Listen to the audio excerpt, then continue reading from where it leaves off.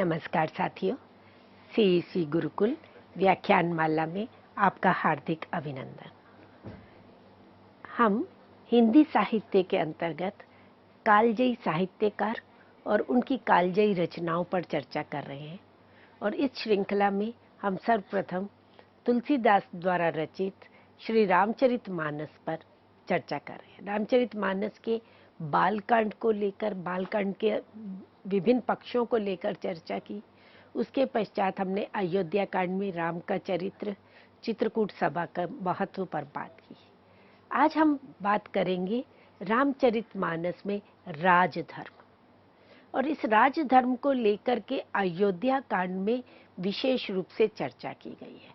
यद्यपि अन्य कांडों में भी, उत्तर कांड में भी राजनीति विषयक तुलसीदास जी के विचार प्रस्तुत हुए हैं, परंतु अधिकांशतः राजधर्म की व्याख्या हमें अयोध्या कांड में देखने को मिलती है। सबसे पहले हम समझते हैं कि राजधर्म है क्या, राजधर्म से क्या अभिप्राय है। राजा का धर्म, धर्म से यहाँ अभिप्राय धार्मिक रीति रिवाज क्रियाकलापों से नहीं, रिचुअल से नहीं है। यह धर्म कर्तव्य बोध है कि राजा का क्या कर्तव्य है राज्य के प्रति, प्रजा के प्रति, समाज के प्रति, राष्ट्र के प्रति, और राजा उन कर्तव्यों का निर्वाह किस रूप में करता है। और राजा का धर्म, जब धर्म हम कह देते हैं तो धर्म से क्या अभिप्राय है, एक तो कर्तव्य से संबंधित हो गया। और इस राजधर्म को लेकर के नारद जी ने, चाणक्य ने, विदुर ने, भीष्म पितामह ने, याज्ञवल्क्य ने चर्चा की है। मनुस्मृति में धर्म से अभिप्राय दंड से माना है। साम दाम दंड भेद जो चार न्याय की व्यवस्था मानी जाती है, उसमें से दंड को ही धर्म कहा है कि दंड ही धर्म है। तो मनुस्मृति में कहा गया, दंडः शास्ति प्रजा सर्वा दंडेवाभिरक्षति, दंडा सुप्तेषु जागर्ति, दंडः धर्म विदुर बुधा। कि धर्म, दंड ही प्रजा का शासन करता है। सब कुछ दंड से ही अभिरक्षित होता है। सोए हुए में भी दंड ही जागृत रहता है, और दंड को ही विद्वान बुद्धजन जो है वो धर्म कहते हैं। तो इस तरह से धर्म के दंड के पर्याय रूप में धर्म को माना गया।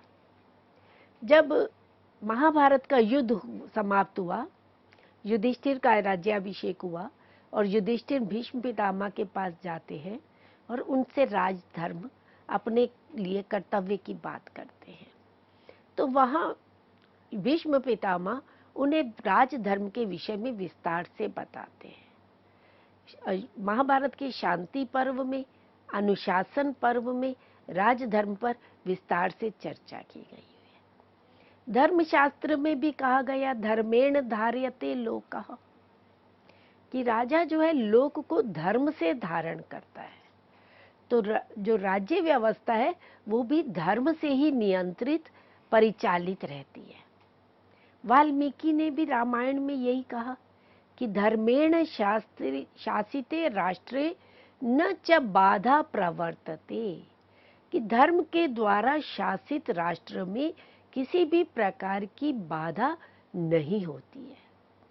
तो राजधर्म से अभिप्राय हुआ कि राष्ट्र की व्यवस्था, राज्य को चलाने की जो व्यवस्था हो वो कैसी हो, धर्म से युक्त हो।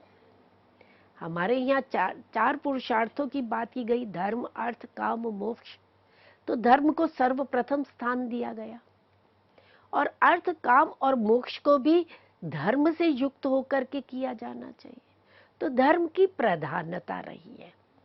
तो शासक व्यवस्था, चाहे वो एक तंत्रीय शासन व्यवस्था रही या वर्तमान में प्रजातंत्रीय शासन व्यवस्था है, तो किसी भी प्रकार की शासन व्यवस्था हो, अगर उसे धर्म से युक्त करके चलाया जाता है, धर्म से वे शासित रहती है, तो उसका लाभ राजा को भी होता है, प्रजा को भी होता है। सर्वजन हिताय सर्वजन सुखाय होती है। धर्म से शासित जब होती है। तो इसलिए राज व्यवस्था ना कहकर के राजधर्म शब्द का प्रयोग किया जाता है। गोस्वामी तुलसीदास जी ने राजधर्म के विषय में रामचरितमानस में, कवितावली में, विनय पत्रिका में विशेष रूप से चर्चा की है। वे अपने समय के समाज को देखते हैं, अपने युग को देख रहे हैं, उस समय की राज्य व्यवस्था को देख रहे हैं, जहां प्रजा का शोषण हो रहा है, जहां प्रजा हताश निराश हो चुकी है, उन पर निरंकुश राजाओं का अत्याचार चल रहा है। तो ऐसे अत्याचार पूर्ण नृशंस शासकों की शासन व्यवस्था को देखते हुए तुलसीदास प्रजा के सामने, राजनेताओं के सामने एक शासन व्यवस्था का, राम राज्य का आदर्श प्रस्तुत करते हैं। तुलसीदास जी के अनुसार राज्य प्रणाली जो उस समय की थी, मध्यकाल में बात करें या हम द्वापर युग, त्रेता युग की भी बात करें, तो एक तंत्रीय शासन व्यवस्था रही, राजाओं का शासन हुआ करता था। परंतु वे राजा निरंकुश और स्वेच्छाचारिता से दूर रहे, कभी भी उनका अपना स्वार्थ सर्वोपरि नहीं रहा। उनके ऊपर किसी भी प्रकार का कोई, वो अपनी इच्छा से या अपनी स्वेच्छाचारिता से प्रजा को पीड़ित करते रहे हो, ऐसा नहीं रहा। उनकी राज्य प्रणाली भले ही वो एक तंत्रीय शासन व्यवस्था थी, पर उनके ऊपर मंत्रियों का, ऋषि मुनियों का, गुरुओं का अंकुश सदैव रहता था। और राजा शासक न होकर के प्रजा का सेवक कहा जाता था। वे प्रजा के सेवक के रूप में शासन सत्ता पर आसीन होता था, क्योंकि राजमद जो है, वे राजमद अहंकारी बना देता है। और इसके लिए गोस्वामी तुलसीदास दो राज्य व्यवस्थाओं का आदर्श हमारे सामने रखते हैं। एक और राम की राज्य व्यवस्था है, जहां एक भाई दूसरे भाई के लिए त्याग करने के लिए तत्पर है, स्वेच्छा से, बिना किसी छल कपट के। और दूसरा भाई जिसको शासन मिला है, वह भी उसको स्वीकार नहीं करता और अपने बड़े भाई की आज्ञा को मानते हुए, अपने पिता की आज्ञा को मानते हुए, अपने भाई की चरण पादुका को शासन सिंहासन पर रख करके और स्वयं एक सेवक की भांति प्रजा की सेवा करता है। और दूसरी ओर रावण का शासन व्यवस्था दिखाते हैं, जो पूरी तरह से स्वेच्छाचारी है, अहंकार से युक्त है, जहां केवल उसी की ही मोनोपली चलती है। जो वे चाहता है, मंत्रियों को, गुरुओं को, परिजनों को उसे स्वीकार करना ही पड़ता है। तो राज्य व्यवस्था तो प्रजा के हित के लिए होती है। राजा शासक ना होकर के प्रजा का सेवक होता है।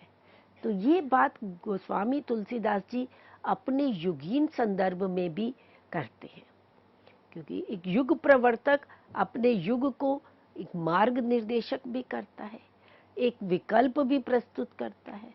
तो उस समय जो मुगलों का शासन था, अत्याचारी शासक किस प्रकार से प्रजा को पीड़ित शोषित कर रहे थे, तो उनके सामने एक आदर्श राज्य, एक आदर्श राजा के धर्म को प्रत्यक्ष रूप से, परोक्ष रूप से प्रस्तुत करते हैं और जनता के सामने एक व्यवस्थित राज्य प्रणाली का विकल्प प्रस्तुत करते हैं। अभी मैंने कहा कि राज्य व्यवस्था चाहे एक तंत्रीय थी, एक राजा का शासन हुआ करता था, पर उस राजा के ऊपर भी विभिन्न प्रकार के अंकुश रहते थे। सबसे पहला अंकुश तो आश्रम व्यवस्था का ही अंकुश होता था। हमारा पूरा जो जीवन है वो 4 आश्रमों में विभाजित है, ब्रह्मचर्य आश्रम, गृहस्थ आश्रम, वानप्रस्थ आश्रम और संन्यास आश्रम। तो प्रत्येक वर्ण का व्यक्ति, चाहे वे ब्राह्मण है, चाहे वो क्षत्रिय है, चाहे वे वैश्य है, उसे इस आश्रम व्यवस्था का पालन करना ही होता था। तो राजा जब गृहस्थ आश्रम में आता था और राज्य व्यवस्था को स्वीकार करता था, राज्य का अधिकारी बनता था, तो उसे भी वानप्रस्थ आश्रम आने पर राज्य का परित्याग करना पड़ता था और अपने उत्तराधिकारी को राज्य सौंप करके वे वन चला जाता था। तो राज्य को वो एक धरोहर के रूप में स्वीकार करता था। राज्य पर उसका अधिकार एक तंत्रीय अधिकार नहीं रहता था कि अब वो राजा बन गया तो वो मृत्यु, जब तक उसकी मृत्यु नहीं हो जाती वे उस शासन सत्ता पर आसीन रहेगा, ऐसा नहीं। जब उसे लगता था कि अब वे उसकी आयु हो गई है, अब उसका वानप्रस्थ आश्रम में जाने का समय हो गया है, तो वे राज्य को उत्तराधिकारी को सहर्ष सौंप करके चला जाता था। और इसके लिए दशरथ का उदाहरण हमारे सामने है। राजा दशरथ जब चारों पुत्रों का विवाह हो जाता है और वे वापस आते हैं, और फिर दशरथ दर्पण देखते हैं और उन्हें अपने कान के पास सफेद बाल दिखाई देते हैं।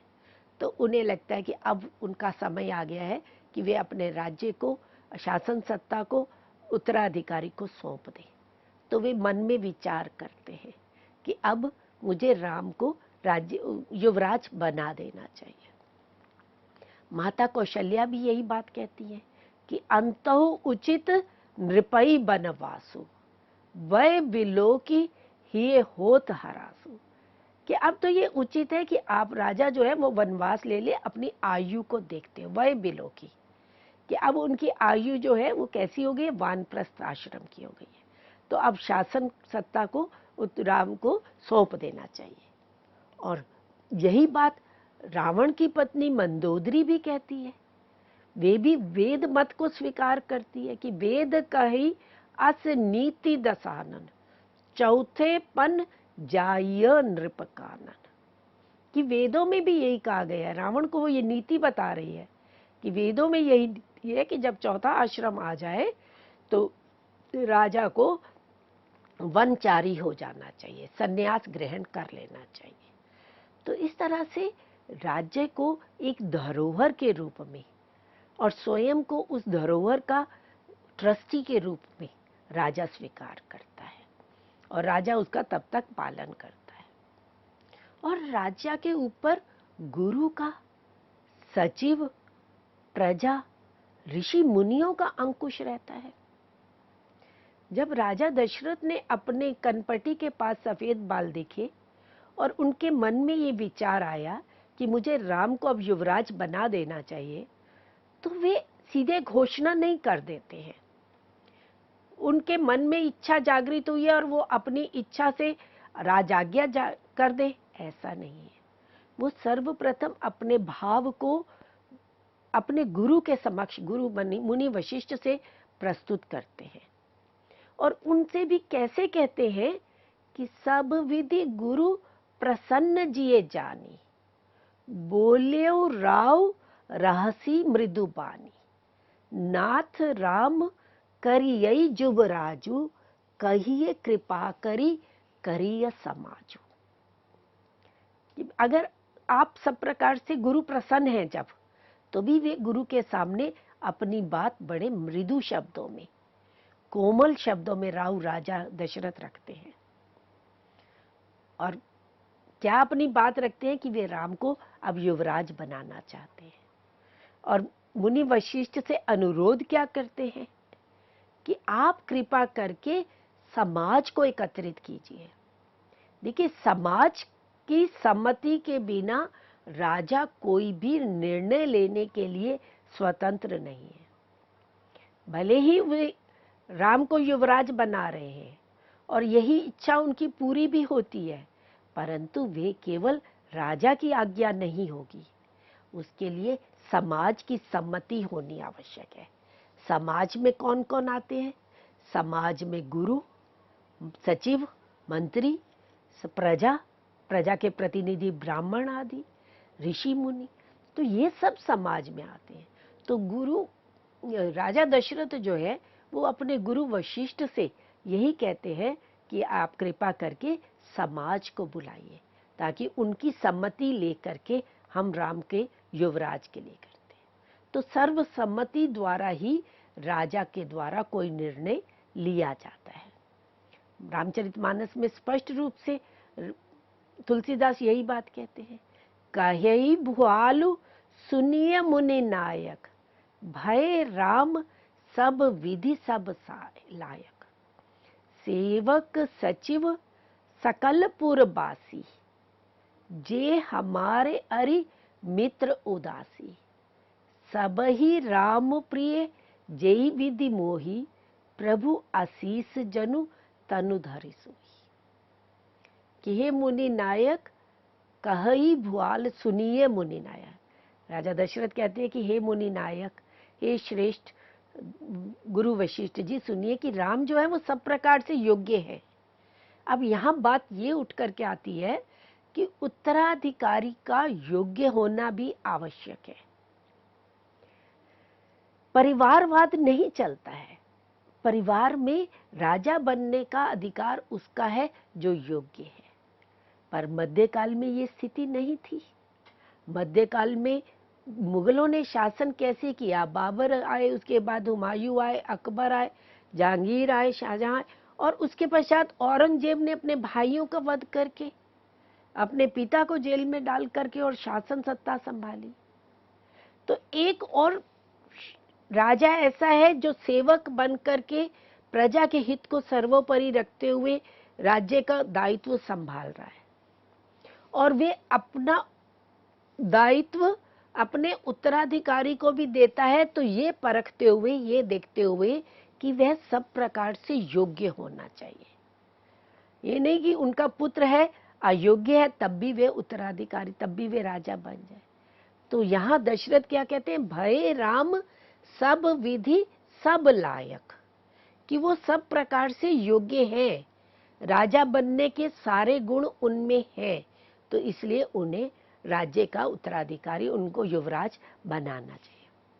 तो सेवक सचिव सकल पुरवासी, तो जो भी सेवक है राजा, राज कर्मचारी हैं, सचिव मंत्री आदि हैं, सारे जो पुरवासी हैं, नगर के निवासी हैं, तो सबको बुलाया जाता है, सबका सम्मान किया जाता है, सबकी सम्मति ली जाती है, चाहे वे शत्रु हैं, चाहे वे मित्र हैं, या वे उदासीन निष्पक्ष हैं, तो सबकी सम्मति लेकर के ही राजा राम को जो है युवराज का पद सौंपा जाएगा। सब ही राम प्रिय जेहि विधि मोही, प्रभु आशीष पुनि जनु तनु धरि सोई। कि राम जो है वो सबके प्रिय हैं और सब उनको उस रूप में स्वीकार करते हैं, तो सब आकर के उनको युवराज पद पर सुशोभित करें। तो इसलिए पूरी सभा को, पूरे समाज को वहां पर एकत्र करने के लिए राजा दशरथ गुरु वशिष्ठ से अनुरोध करते हैं। और फिर जब सबकी सम्मति प्राप्त हो जाती है, तभी राजा घोषणा नहीं करता है, वे घोषणा भी गुरु के द्वारा ही करवाई जाती है। मुदित महीपति मंदिर आए, सेवक सचिव सुमंत्र बुलाए। सबको आमंत्रित किया गया, सबको बुलाया गया, सेवक भी, सचिव भी, सुमंत्र आदि सब आए। कहे जय जीव शीस तिन नाय, भूप सुमंगल बचन सुनाए। अब राजा ने जो इच्छा, राजा दशरथ ने अपनी जो मनोकामना थी वो गुरु वशिष्ठ से कही, और गुरु वशिष्ठ ने भी सबको, समाज को एकत्रित किया, और जो राजा की मनोकामना थी वो सुनाई। भूप सुमंगल वचन सुनाए, राजा के जो कल्याणकारी वचन थे, श्रेष्ठ प्रजा के हित के लिए वचन थे, वे सुनाते हैं। और फिर क्या कहते हैं? जो पांचई मत लागे नीका, कि यदि पंचों को ये मत उचित जान पड़ता है, ये परामर्श, ये राजा की जो इच्छा है, अगर लागे नीका, श्रेष्ठ लगती है, उचित लगती है, किनको? पंचों को। देखिए इसी बात के लिए आगे पंचायत शब्द बना। गांवों में आज भी पंचायत है, उसका सरपंच होता है, तो वे निर्णय करते हैं किसी भी समस्या को लेकर के। तो यहाँ भी राजा की इच्छा सर्वोपरि नहीं है।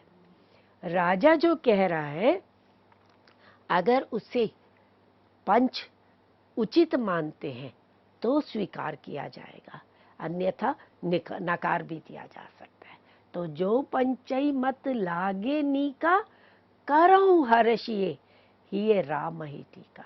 कि यदि पंच स्वीकृति देते हैं, उनका मत है, तो राम का राज्याभिषेक कर दिया जाएगा। तो ये बात गुरु वशिष्ठ बताते हैं। तो इस तरह से एक तंत्रीय शासन व्यवस्था में भी सबकी सम्मति को, चाहे वो सेवक है, चाहे वे सचिव है, चाहे वो ब्राह्मण है, ऋषि मुनि है, तो सबकी सम्मति को स्वीकार किया जाता था, उसे सम्मान दिया जाता था।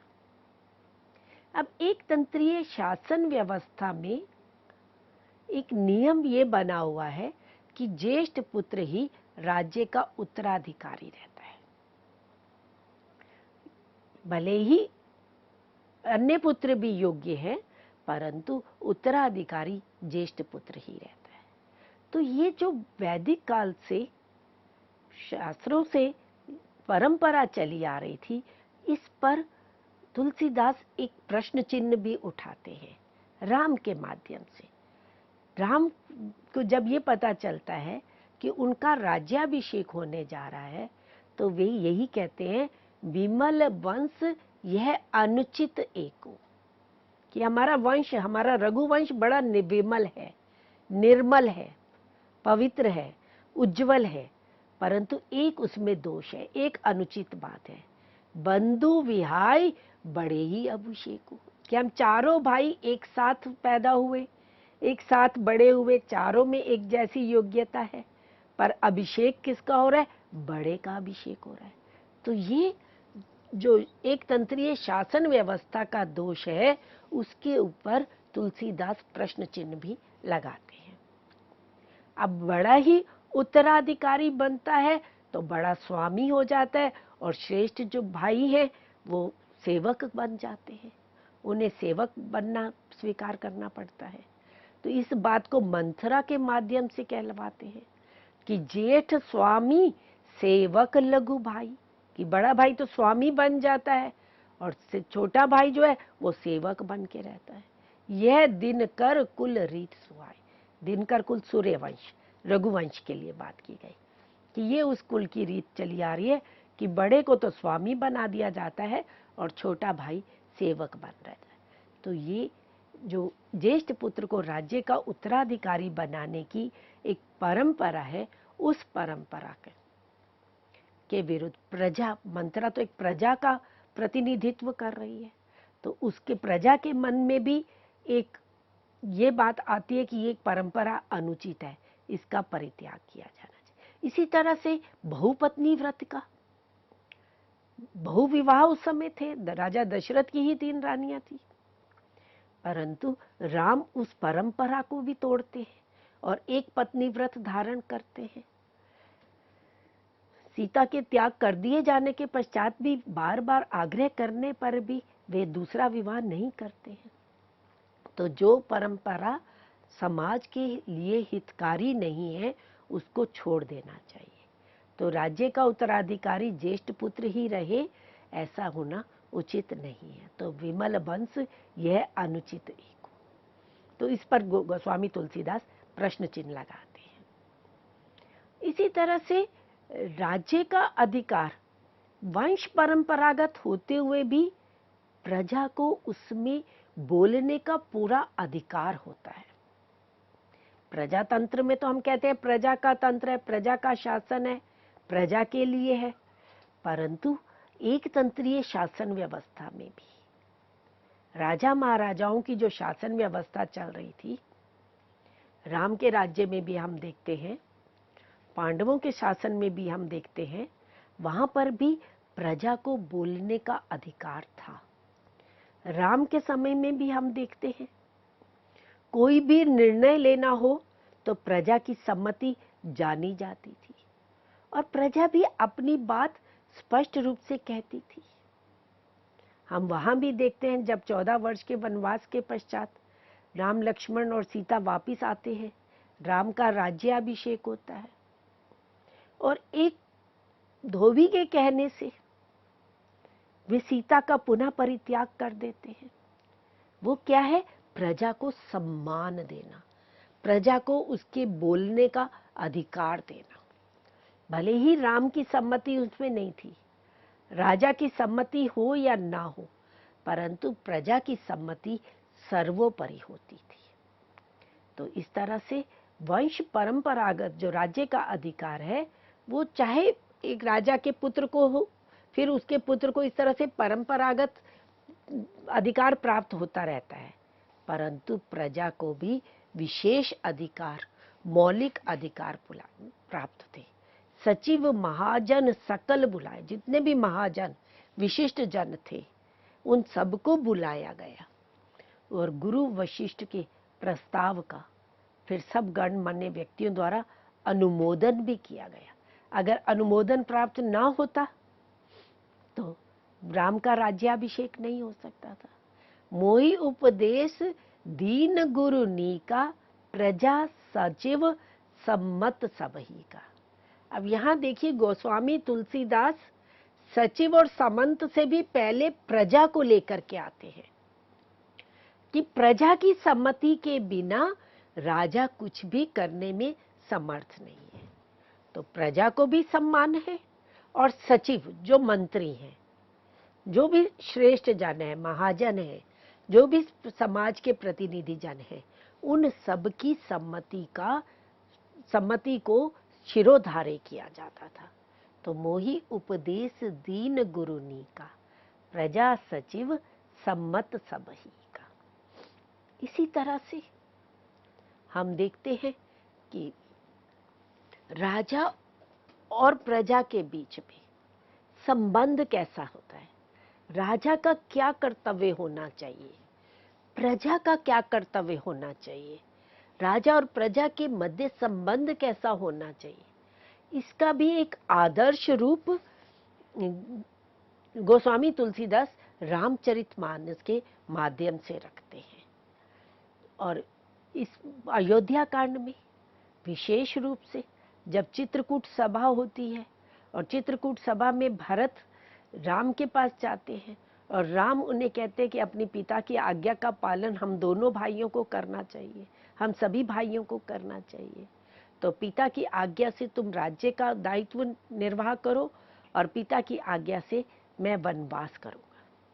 तो इस तरह से वहां पर पूरे राज धर्म को स्पष्ट करते हैं, कभी राम के मुख से, कभी गुरु वशिष्ठ के मुख से गोस्वामी तुलसीदास राज धर्म को प्रस्तुत करते हैं। तो अब राजा का क्या कर्तव्य होना चाहिए, प्रजा का क्या कर्तव्य हो, इस पर चर्चा हम अपने अगले व्याख्यान में करेंगे। इस चर्चा को अभी हम अल्प विराम देते हैं। धन्यवाद।